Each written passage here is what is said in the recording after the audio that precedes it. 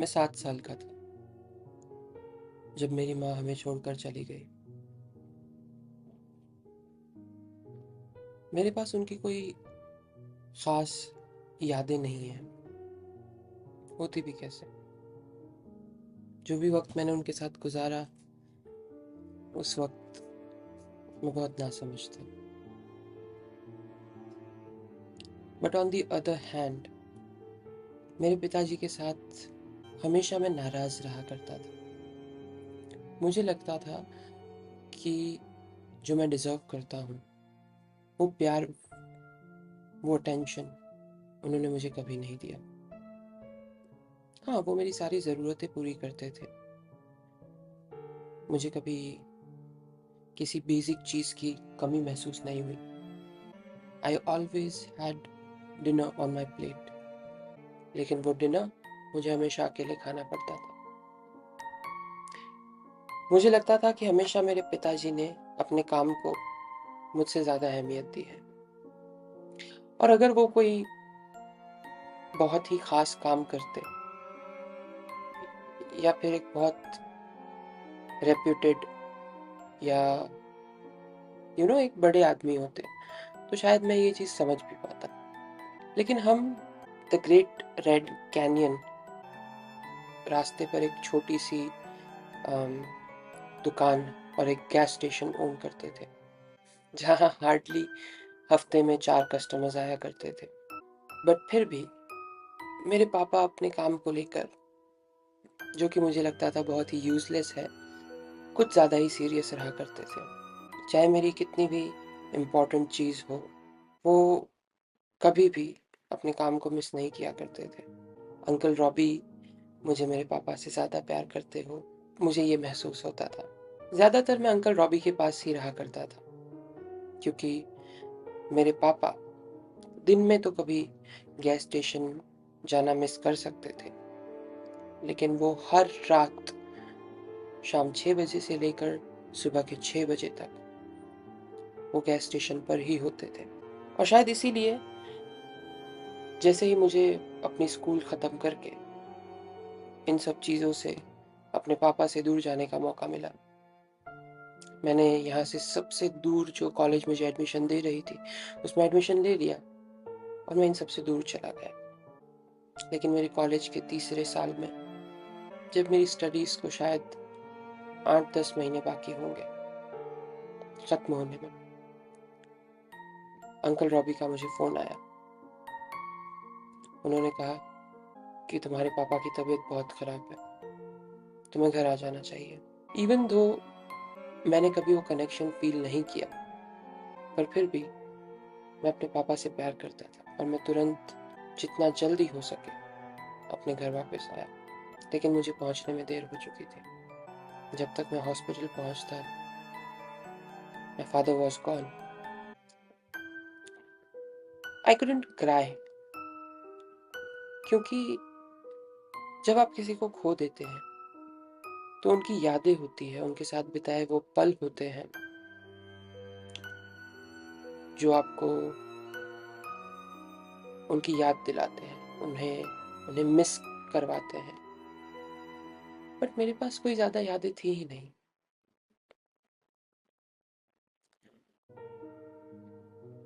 Uncle Robbie ने, जब हमने डैड का फ्यूनरल ख़त्म किया, मुझसे कहा कि ऐसी कई बातें हैं जो तुम अभी नहीं जानते हो, ऐसी चीज़ें जिनसे अब तक तुम्हारे पिता ने तुम्हें प्रोटेक्ट किया है,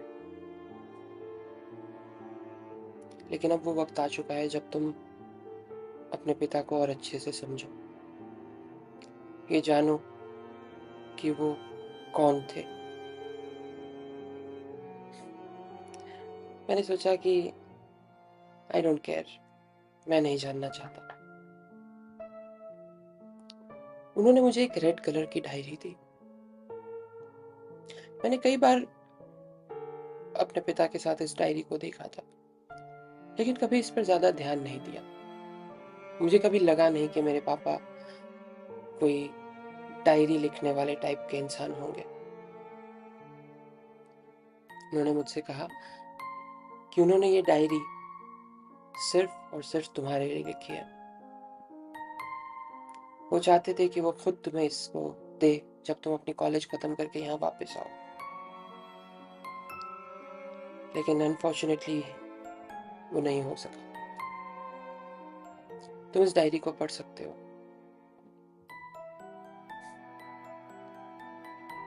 कई घंटों तक मैं बस उस डायरी को देखता रहा। वो इंसान जिसने 3 सालों में हार्डली मुझसे 4 बार फोन पर बात की होगी, वो मेरे लिए डायरी लिख रहा था बचपन से, जब से मैं पैदा हुआ था। It was strange. खैर, उस रात मैंने अपने कमरे में सबके जाने के बाद उस डायरी को पढ़ना शुरू किया। मेरे पिता ने मुझसे कहा कि मैं जानता हूँ मैं तुम्हें उतना प्यार, उतना वक्त कभी नहीं दे पाया, पर मैं मजबूर हूँ। जो काम मैं करता हूँ वो काम मेरे अलावा कोई नहीं कर सकता। तुम शायद यकीन नहीं करोगे, पर मैंने हर वो चीज ट्राई करके देखी है जिससे कि मुझे इस चीज से छुटकारा मिल सके, लेकिन कुछ काम नहीं आया। तुम्हारे दादा भी यही काम किया करते थे और उनके पापा भी। हम द ग्रेट रेड कैनियन पहाड़ के रखवाले हैं। हमारा काम है इस पहाड़ की और यहाँ रहने वाले सभी एंटिटीज की रक्षा करना, या फिर कह सकते हो कि इन्हें यहाँ कंटेन करके रखना। और खास करके जो लोग यहाँ पर नहीं हैं, जो यहाँ के लिए विजिटर्स हैं या जो यहाँ पर कैंपिंग करने आते हैं, उन लोगों की रक्षा करना। मुझे हंसी आई ये पढ़ के। ये सब क्या है? रक्षा, पहाड़ के रखवाले, ये क्या तकियानुसी बातें हैं जो मेरे पिता के दिमाग में चल रही थी। क्या वो पागल थे? फिर मैंने उस डायरी को आगे पढ़ा।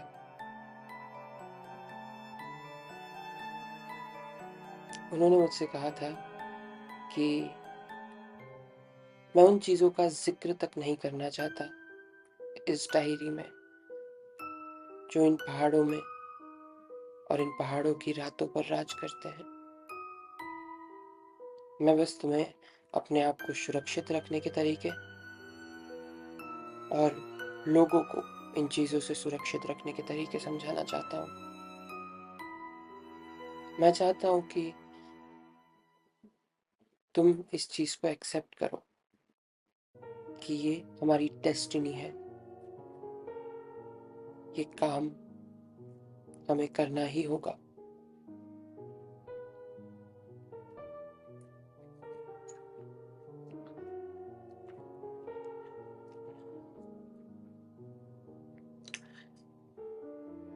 मेरे दिमाग में 1000 तरह की चीजें आ रही थी।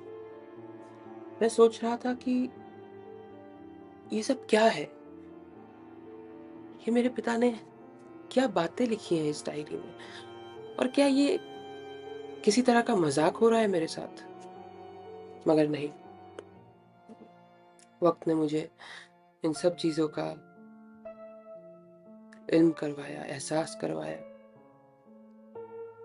कि ये सब सच था और इसके अलावा भी बहुत कुछ जो शायद मेरे पिता भी नहीं जानते थे।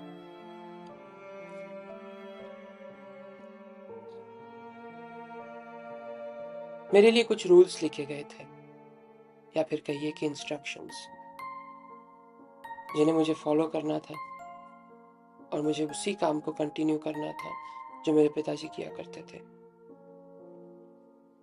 पहले तो मैं इस बात से बहुत नाखुश था, पर मैंने सोचा कि मुझे एटलीस्ट एक हफ्ता मेरे मेरे पिता की खातिर इस चीज़ को समझना चाहिए, उनके काम को कंटिन्यू करना चाहिए। उस दिन जब मैं गैस स्टेशन पर गया तो मुझे अंकल रॉनी वहाँ मिले। उन्हें मुझसे कहा कि मुझे उम्मीद थी तुम समझ जाओगे। बहुत सी ऐसी चीज़ें हैं जो तुम्हारे पिताजी ने मुझसे तक शेयर नहीं की थी, लेकिन मैं इतना ज़रूर जानता हूँ कि तुम्हें उस रेड बुक को टू द डॉट फॉलो करना होगा। कोई भी गलती हम अफोर्ड नहीं कर पाएंगे। अगर तुम चाहो तो मैं यहाँ तुम्हारे साथ रुक सकता हूँ, लेकिन याद रहे ये जर्नी सिर्फ तुम्हारी है। मैंने उन्हें शुक्रिया किया और कहा कि आप यहाँ से जाइए, I can handle this. Rule number 1 था टिक टैक का ख्याल रखना। वियर्ड नाम है, राइट? ये एक कौवा था जिसकी जगह इस गैस स्टेशन के एक कोने पर हुआ करती थी। आप इसे मेरे डैड का पेट कहिए या फिर एसोसिएट। टिक टैक को टिक टैक बहुत पसंद थी, इसीलिए शायद उसका नाम टिक टैक रखा गया था। इंस्ट्रक्शन नंबर 1 था, हर सुबह यहाँ से जाने से पहले मुझे टिक टैक को पॉपकॉर्न और टिक टैक देनी थी ताकि वो उसे खा सके। और ये उसके लिए खाना नहीं, ये उसके लिए फीस थी। फीस हमारी मदद करने के लिए। मदद किस चीज में? हमें आगाह करने में। बुक में लिखा था कि जब भी टिक टैक तुमसे कम्युनिकेट करने का ट्राई करे, समझ जाओ कि कोई ना कोई रेड कैनियन को विजिट करने, वहां पे कैंप लगाने या बस वहां पे घूमने फिरने आने वाला है।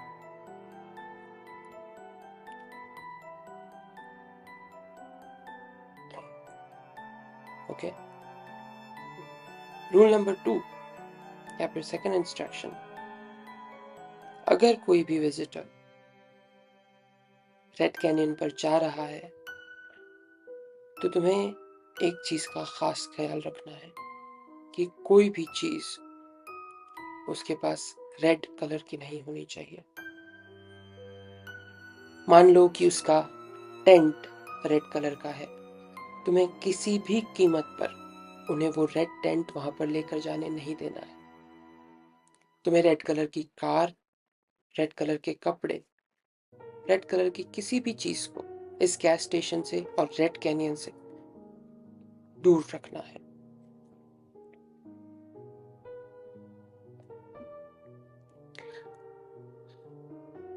अगला इंस्ट्रक्शन था कि रेड कैनियन के जंगलों में एक डॉग है। It's a grey and black German shepherd. अगर वो डॉग तुम्हें दिखता है, तुम्हें तुरंत उसके पीछे जाना है। वो तुम्हें सेफ्टी और लोगों को बचाने के लिए तुम्हारी मदद करेगा। उसका नाम सार्जेंट है।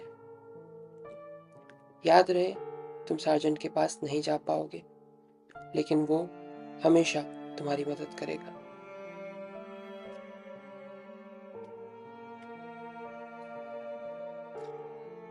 ये सब सुन के शायद जितना आप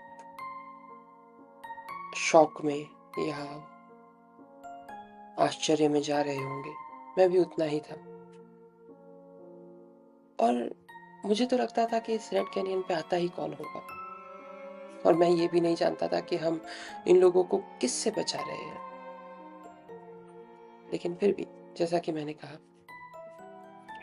मैं अपने डैड की इस विश को एटलीस्ट 1 हफ्ता या 2 हफ्ते देना चाहता था। समझना चाहता था कि ऐसा क्या था जिस वजह से उन्होंने मेरा पूरा बचपन, हमारा पूरा रिश्ता खराब कर दिया,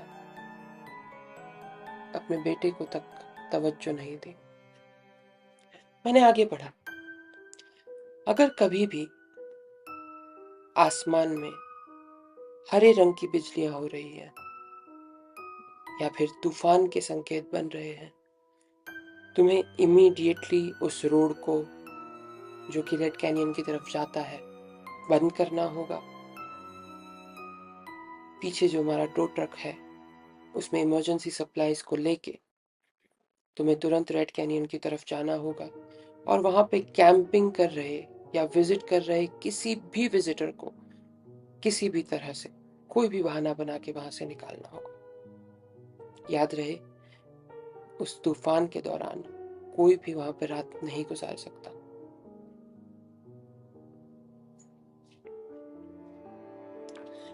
इसके आगे भी कई सारे रूल्स, कई सारे इंस्ट्रक्शंस थे, लेकिन मेरे डैड के मुताबिक मुझे अभी बस इतनी ही डायरी पढ़नी थी।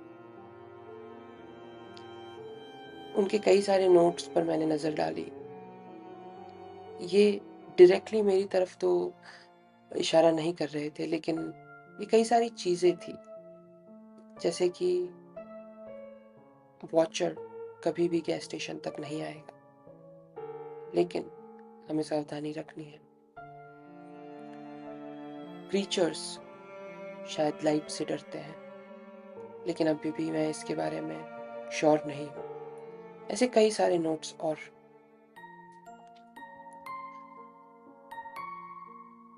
पहली कुछ रातें, करीब 2 या 3 दिन बिना किसी इवेंट के गुजरे, लेकिन करीब चौथे दिन यानी कि चौथी रात को एक लेडी वहां पर आई। उन्होंने रेड कलर की जैकेट पहनी हुई थी और ये शायद इस गैस स्टेशन पर मेरी 3rd या 4th कस्टमर थी इन 4 दिनों में। उन्होंने मुझसे पूछा कि क्या उन्हें सिगरेट्स मिल सकती हैं। मैंने उनकी सिगरेट्स उन्हें दी। उसके बाद जब वो जाने लगी, मैंने उनसे कोई बहाना बनाते हुए कहा कि एक्सक्यूज मी मैम, हमारे स्टोर पर एक ऑफर चल रही है, आप अपना ये रेड जैकेट ट्रेड करके हमारे स्टोर से कोई भी जैकेट ले सकती हैं। उसने मेरी तरफ एक स्ट्रेंज लुक से देखा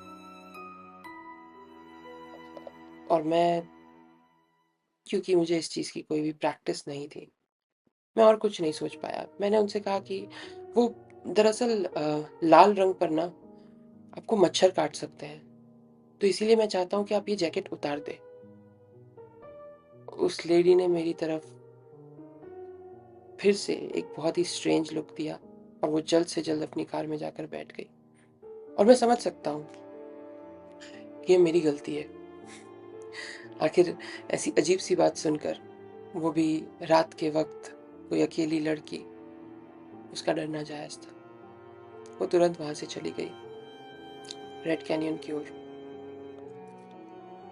मैंने उस बात को कोई ज्यादा तवज्जो नहीं दी। अगले 2 दिन फिर वही अनइवेंटफुल थे, लेकिन उस रात करीब 11:30 बजे एक पुलिस कार बाहर आई। उसमें से एक ऑफिसर उतरे और वो मेरी तरफ बढ़े। जैसे ही वो अंदर आए, मैंने उन्हें ग्रीट किया, उनसे पूछा कि मैं आपकी कैसे मदद कर सकता हूँ। उन्होंने पूछा कि ये गैस स्टेशन तो जो का है, करेक्ट? मैंने उनसे कहा कि जी, लेकिन अब वो नहीं रहे। उन्होंने अपनी सिंपथीज और अपना कंडोलेंसेस मुझे दिए। मैंने उनसे बताया कि मैं उनका बेटा हूँ। उन्होंने मुझे एक तस्वीर दिखाई, एक लड़की की, वही लड़की जो उस दिन रेड जैकेट में वहां आई थी। उन्होंने मुझसे कहा कि क्या तुमने इस लड़की को देखा है? दरअसल ये उन जंगलों में कहीं खो गई है।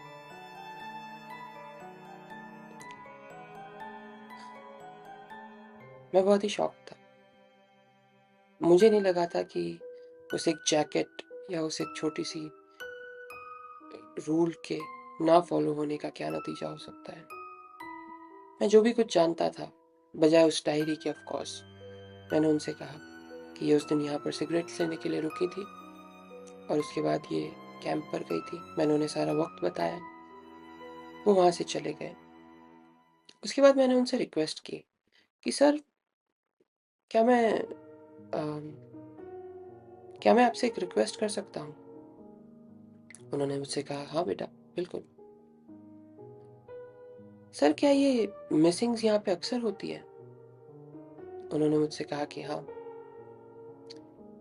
वैसे तो पिछले कई सालों में ये काफ़ी कम थी, लेकिन यहाँ पे अक्सर लोग गायब होते हैं।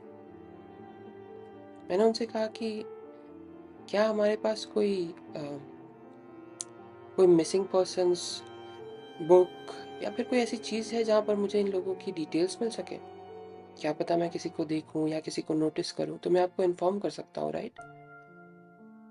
तो उन्होंने मुझे एक वियर्ड सा लुक दिया, लेकिन फिर शायद उन्होंने सोचा कि मेरी रिक्वेस्ट जायज़ थी। वो अपनी अपनी कार में गए और उन्होंने मुझे एक फ़ाइल ला कर दी। ये फ़ाइल उन लोगों की थी, उन लोगों की फ़ोटोज़ और डिटेल्स की, जो लोग पिछले 20 सालों में यहाँ से गायब हुए थे। और उसमें लगभग 54 लोगों के नाम थे और सब लोगों में एक चीज़ कॉमन थी कि मिसिंग होने के वक्त उन्होंने कुछ ना कुछ रेड चीज़ें पहनी थी। Red shoes, red jacket, something और द अदर। मैंने सीधा रॉनी अंकल को फ़ोन लगाया। क्या आप इन सब के बारे में जानते थे? मैंने उनसे पूछा। उन्होंने मुझसे कहा, देखो बेटे, मैं तुम्हें पहले भी बता चुका हूँ, इन सब चीज़ों को सबसे ज़्यादा अगर कोई समझता था तो वो तुम्हारे पिता खुद थे। अगर उनके साथ वो एक्सीडेंट नहीं हुआ होता तो शायद वो तुम्हें इन सब के बारे में बहुत अच्छे से बता पाते। बट क्या करें, डेस्टिनी शायद यही चाहती थी कि तुम खुद इन सब चीज़ों को समझो, एक्सप्लोर करो।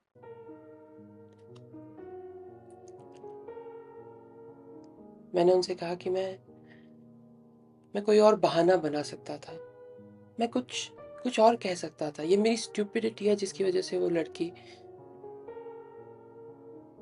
पता नहीं उसके साथ क्या हुआ होगा। उन्होंने मुझसे कहा कि देखो, तुम हर किसी को नहीं बचा सकते, लेकिन तुम्हें कोशिश हमेशा करनी होगी। उसके बाद एक फैमिली वहां पर आई। उसके अगले ही दिन वो लोग भी वहां पर कैंप करने जा रहे थे। एक बहुत स्वीट सी छोटी बच्ची थी उनके साथ, जिसने रेड कलर के शूज पहन रखे थे। मैंने किसी तरह उन्हें कन्विंस किया कि ये रेड शूज उसके लिए डेंजरस हो सकते हैं, या whatever the reason, I don't even know. और मैंने उन्हें एक फ्री शूज चूज करने के लिए दिए और वो वहां से सेटिस्फैक्टरीली निकल गए। दरअसल दरअसल मैं बहुत खुश था कि एटलीस्ट मैं इस चीज़ को रोक सका। उसके बाद नेक्स्ट कस्टमर जो मैंने रेड पहने हुए देखे, उसमें एक छोटा बच्चा था और उसकी मॉम। वो लोग यहाँ कैंप करने आए थे। उस बच्चे ने एक ब्लैंकेट अपने साथ रखा हुआ था जो कि रेड कलर का था। मैंने उन्हें बहुत समझाया, बहुत सारे अलग अलग बहाने भी दिए, मस्कीटोज, यू नो, बैड ओमन and this and that. But वो कब भी किसी भी चीज के लिए नहीं माने। फिर दरअसल टिक टैक ने मेरी हेल्प करी। जैसे ही वो लोग बाहर की तरफ जा रहे थे, वो उनके सामने आकर बैठ गया। जब उस बच्चे ने उसकी तरफ जाने की कोशिश की, टिक टैक ने उस ब्लैंकेट पर अपना बीट गिरा दिया और वहां से उड़ गया। खैर, उसकी वजह से जब वो ब्लैंकेट गंदा हो गया, उसकी मॉम ने उसे एक पॉलिथीन में रखा और अपनी गाड़ी की डिक्की में रख दिया। हमारा काम हो चुका था।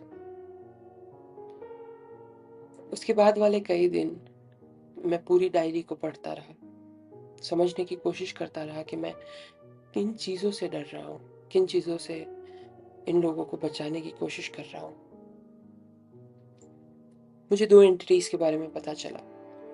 एक द वॉचर, जिसे किसी तरह का अट्रैक्शन या नफरत थी रेड कलर से। सो वो उन्हीं लोगों को टारगेट करता था जिन्होंने रेड कलर पहना हो या जिनके पास कोई चीज हो रेड कलर की। और सेकंड चीज जिससे मुझे सावधान रहना था, उन्हें मेरे डैड क्रीचर्स कहा करते थे। बुक में लिखा था कि ये काफी बड़े डरावने हो सकते हैं और शायद इन्हें लाइट से डर लगता है। एक दिन जब मैं ये बुक पढ़ ही रहा था, अचानक मैंने नोटिस किया कि बाहर पूरा एनवायरनमेंट सडनली चेंज हो रहा है। वहाँ पे अलग अलग तरह की आवाजें, बिजलियां कड़क रही है। और मैं समझ गया कि वही तूफान है जिसका जिक्र मेरे पिता ने किया था अपनी बुक में, विद ग्रीन लाइटिंग्स। मैंने तुरंत मेरे डैड का ट्रक लिया और ट्रक में इमरजेंसी सप्लाईज को भरा। कुछ हैजर्ड कोन्स की मदद से मैंने उस रोड को ब्लॉक किया और सीधा कैंप साइट की ओर बढ़ा। जैसे मैं थोड़ा आगे की तरफ जंगल में गया, मेरे सामने सार्जेंट आया। जैसा कि बुक में लिखा था, he was a German shepherd, जो ब्लैक और ग्रे कलर का था। वो मेरी जीप को मानो गाइड कर रहा हो कि मुझे कहाँ जाना चाहिए। जैसे मैं थोड़ा डीप जंगल में गया, उसने वुड्स की तरफ मुड़ के मुझ पर बार्क किया। मैं अपनी कार से उतरा और पीछे देखा तो टिक टैक भी हमारे साथ ही था। साजन मुझे जंगल में अंदर की ओर लेके गया, जहाँ मैंने देखा कि एक यंग फैमिली, एक कपल और उनकी छोटी सी बच्ची कैंप कर रहे थे। माँ और पापा उस एक फायर की ओर बैठे हुए थे और वो लोग हमसे दूसरी तरफ देख रहे थे। उनका कैंप कुछ हमारे नजदीक की तरफ था। और बच्ची को हमने इसलिए नोटिस किया क्योंकि वो हमारे आने के कुछ वक्त पहले ही उस कैंप से बाहर निकली हुई थी। शायद उसके माता पिता को लग रहा हो कि वो सो चुकी है। लेकिन जैसे ही मैंने ध्यान दिया उस बच्ची की तरफ, मैं सोच रहा था कि मैं कैसे इन लोगों को इत्तला करूं या आगाह करूं। तभी जबरदस्त बिजलियां कड़कने लग गई और मुझे अपना बहाना मिल गया कि तूफान आने वाला है। लेकिन जैसे मैं कुछ एक्शन लेता, उससे पहले मैंने नोटिस किया कि वो बच्ची कैंप से निकलकर, अपने टेंट से निकलकर जंगल की ओर जा रही है। वो फॉलो कर रही है एक छोटे से रेड बॉल को। जब मैंने देखा कि वो रेड बॉल उस बच्ची को किस तरफ लेकर जा रहा है, तो मैंने देखा एक आदमी जिसने पूरा ब्लैक सूट और एक रेड कलर की हैट पहन रखी थी। वो बहुत ही दूर था और काफी अंधेरे में, तो मैं नहीं देख पाया कि वो किस तरीके से दिखता है एक्चुअली में। बट वो अपनी पतली उंगलियों से उस बॉल को इधर उधर कंट्रोल कर रहा था और वो बच्ची उस बॉल को फॉलो करते हुए उसके और पास जाती जा रही थी। इससे पहले कि मैं कुछ कर पाता, मैंने नोटिस किया कि सार्जेंट उस बॉल के और उस बच्ची के बीच में जाकर खड़े हो गया। उसने वहां पर जाकर उस बच्ची के साथ शायद खेलने की कोशिश की और वो बच्ची उस बॉल से डिस्ट्रैक्ट हो गई। जैसे ही मैंने वापस उस आदमी को ढूंढने की कोशिश की, मैंने देखा कि ना वो और ना ही वो बॉल मुझे कहीं पर भी दिखे। मैं भागकर उसके मॉम और डैड के पास गया और मैंने उन्हें इन्फॉर्म किया कि बहुत तेज़ तूफान आने वाला है, आप लोग प्लीज़ यहाँ से चलिए। और हम ये मेरी किस्मत अच्छी थी कि उन्होंने मेरी बात पे तुरंत यकीन कर लिया और वो लोग वहाँ से जाने के लिए निकल गए। एक वियर्ड बात ये थी कि उन लोगों ने, उस बच्चे के सिवा उसके माँ बाप ने सार्जेंट को बिल्कुल भी नोटिस नहीं किया। उसके बाद सार्जेंट और आगे की तरफ बढ़ा, मैं उसके पीछे पीछे भागा। वो मुझे अपनी कार तक लेकर आया और वेट करने लगा ताकि मैं अपनी कार में बैठूं। जैसे ही मैं अपनी कार में बैठा, उसने और अंदर की तरफ जाना शुरू किया। जब हम अंदर की ओर गए तो हमें एक और कैंप साइट मिली जहाँ पर एक कपल था और हमने उन्हें भी इन्फॉर्म किया कि आपको यहाँ से जाना होगा। अगेन ये लोग सार्जेंट को नहीं देख पा रहे थे। उसके बाद जब मैंने साइमन को फॉलो किया तो वो मुझे एकदम एंड में, जहाँ पर पहाड़ का टॉप है, वहाँ पर लेकर गया और वहाँ पर अचानक से मेरी गाड़ी के सामने एक कैंपर आ गया। वो बहुत ही डरा हुआ था, मानो वो किसी चीज से भाग रहा हो। उसके चेहरे पर वो खौफ मुझे अभी भी याद है। उस कैंपर ने मेरी ओर देखा और मानो मानो वो शॉक हो गया। उसने पीछे की तरफ देखा और मैं पीछे की तरफ देख रहा था, मुझे कुछ नहीं दिखा। वो मेरी तरफ देख के बिल्कुल शॉक में था, मुझे बहुत डरा हुआ लग रहा था। मैंने उसे वार्न करने के लिए अपनी गाड़ी से उतरने की कोशिश की और जैसे ही मैं अपनी गाड़ी से उतरा, वो मेरे पीछे मानो किसी और चीज को देखने लग गया और वो जंगल के अंदर भाग गया, वो कैंपर। जब मैंने पीछे मुड़ के देखा तो मुझे एक परछाई नजर आई और ये किसी इंसान की या किसी नॉर्मल चीज की परछाई नहीं थी, किसी जानवर की परछाई नहीं थी। ये परछाई थी करीब 20 फीट ऊंची, करीब 10 फीट चौड़ी। मैं उसके हाथ या पैर, इन सब चीजों को अलग नहीं कर पा रहा था और बस उस शैडो में से मुझे उसकी लाल आंखें दिखी और उन आंखों में दरिंदगी, हैवानियत। मैं तुरंत ही आगे की ओर भागा और तभी मुझे याद आया कि वो क्रीचर्स लाइट से डरते हैं। मैंने जैसे तैसे करके अपने फ़ोन की फ्लैश लाइट ऑन की और जब मैंने उसे उसकी तरफ घुमाया तो वो वहाँ से जा चुका था। मैंने उस कैंपर को ढूंढने की कोशिश की इस फ्लैश लाइट को अपने साथ रखते हुए और वो मुझे वहीं पर मिला। उसका नाम सैम था, सैम्यूल। मैंने उसे जल्दी से अपनी गाड़ी में बिठाया और सार्ज इस बार मुझे और कहीं नहीं लेकर गए। सार्जेंट ने मुझे इस कैंप साइट और इस जंगल की एंट्री तक छोड़ा और फिर वो वापस जंगल की ओर चला गया। मैं सैम्यूल को अपने पंप पर लेकर आया, अपने गैस स्टेशन पर। वो बहुत ही डरा हुआ था, अब तक उसने कुछ नहीं कहा था, लेकिन अब उसने मुझसे पूछा, क्या तुमने भी उसे देखा? मैं पागल नहीं हूँ, राइट? मैंने कहा, हाँ, मैंने भी उसे देखा। क्या था वो?